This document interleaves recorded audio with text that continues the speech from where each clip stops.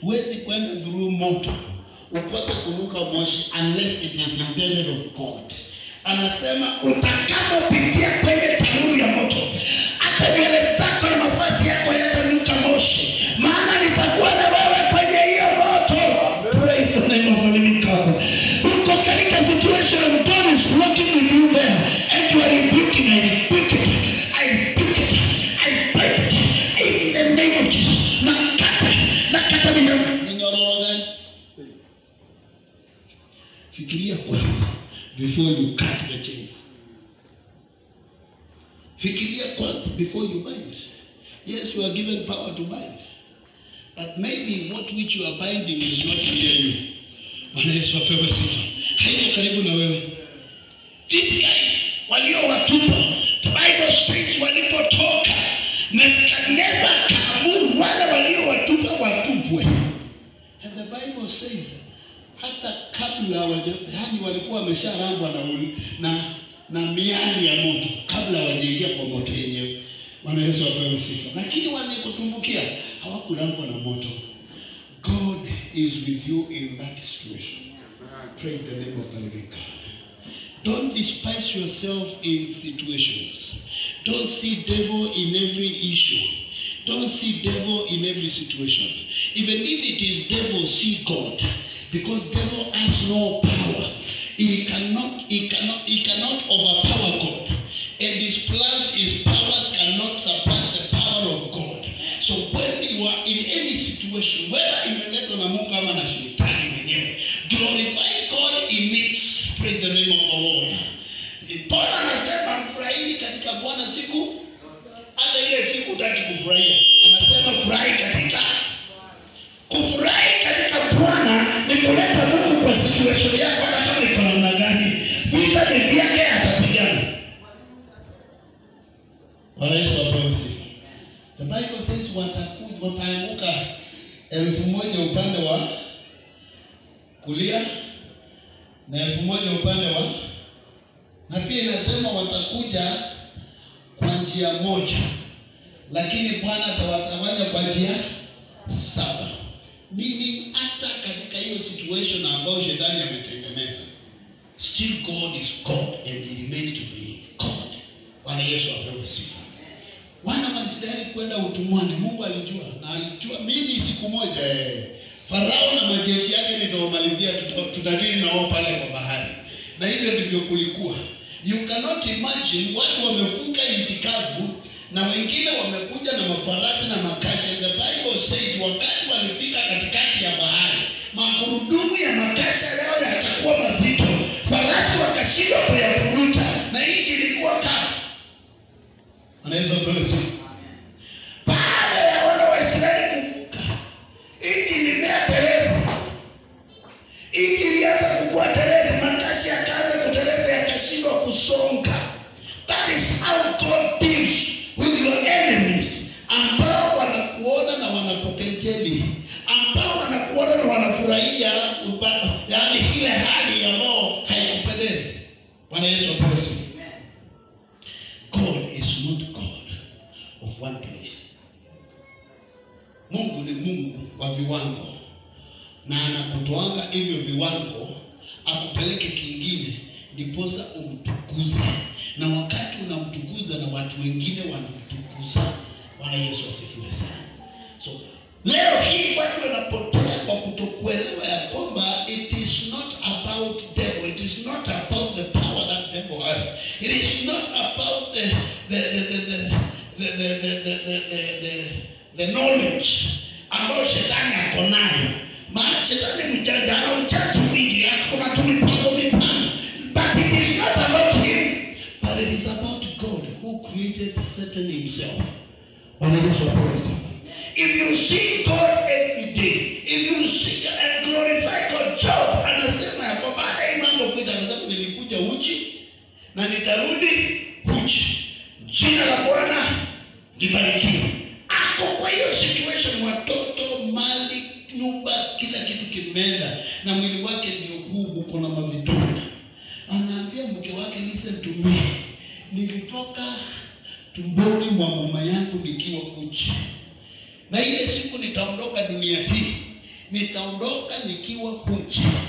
Jina la Bwana libarikiwe hata katika hali hii. Bwana Yesu apewe sifa. The reason Paul anasema furahini katika Bwana siku zote, ni jina la Bwana linafaa kutukuzwa hata katika hali ambayo haikupendezi Isaac. Hata katika ile hali ngumu kabisa, unasikia hapa ni kwa ukuta. Hapa kwa hiyo ukuta jina la Bwana linafaa kufanya nini? Kutukuzwa. Praise the name of the living God. Now you know, running here and there does not deliver you from what God intended. All things worketh for good. Bwana Yesu asifiwe sana. Paul anasema kuna wakati nilimlilia Bwana ili aniondolee hii changamoto. Maana anasema kwamba Bwana aliniweka mwiba katika nyama zangu. Huu mwiba ni kumaanisha kwamba ni hali ambayo haiachani na wewe, ni hali ambayo Mungu alipanga hiyo utakaanga nayo. Hata ukijaribu na hiyo utakaanga nayo. Kuna zile vitu Mungu aliandika na akanakili na zinabaki na hiyo milele. Paul akawekwa mwiba na Mungu. Na Biblia inasema Wakorintho wa pili sura ya 10 na Wakorintho wa pili sura ya 7. Anasema hivi, kuna wakati nilimlilia Bwana ili aniondolee mwiba huu, na Bwana akaniambia, my grace is sufficient to you. Bwana Yesu apewe sifa. Akamwambia neema yangu inakutosha. That is Corinthians, 2 Corinthians 12. Soma 7 to 9. Akamwambia neema yangu inakutosha, wacha kunililia. Maana alipata hivyo. Hiyo situation utakaanga nayo. Wewe unataka utakaanga nayo. Hata uombe upingirike ufunge itatoka, utakaa nayo. There are things God decided they are like that. But hata kama siye, hata kama unafikiri ni shetani, glorify God, don't glorify devil. Haven't you gone to church?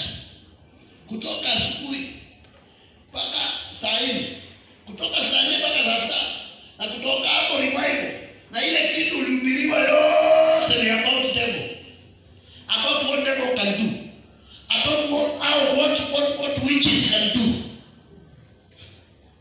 Lakini ukuambiwa what God can do. Bwana Yesu apewe sifa.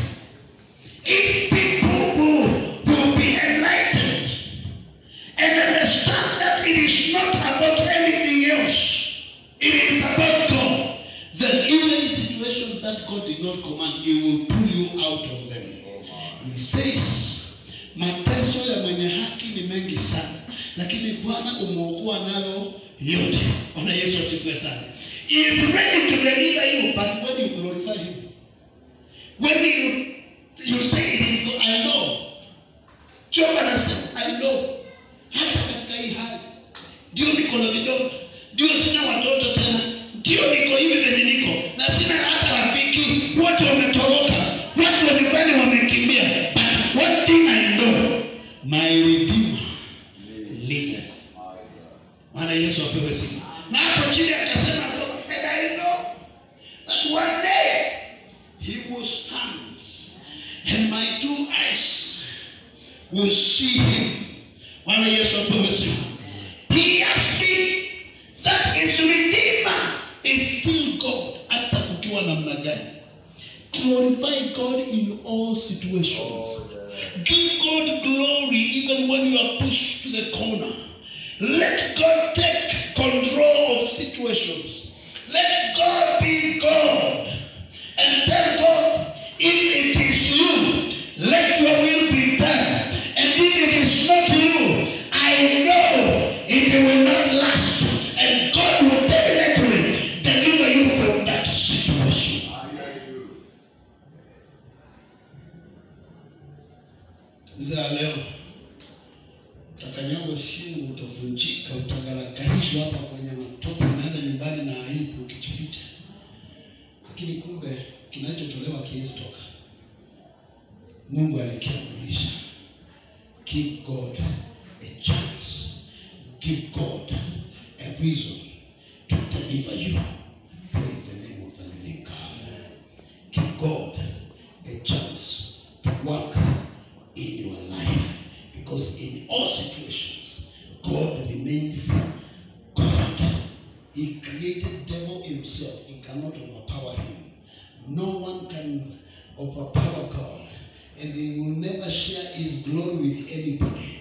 Don't glorify devil. Glorify God. Don't tell people. Don't come and tell me what devil has told you. Don't tell me the dreams, the evil dreams you are dreaming. Come and tell me, Pastor, I want prayer because I have a challenge. And what I will do, I will tell God in the field, because you remain God. Hata wakati shetani anahubiri, hawezi kuhubiri injili itakayopita injili ya Kristo. Na injili ya msalaba ndio inayotukomboa. Praise the name of the living God.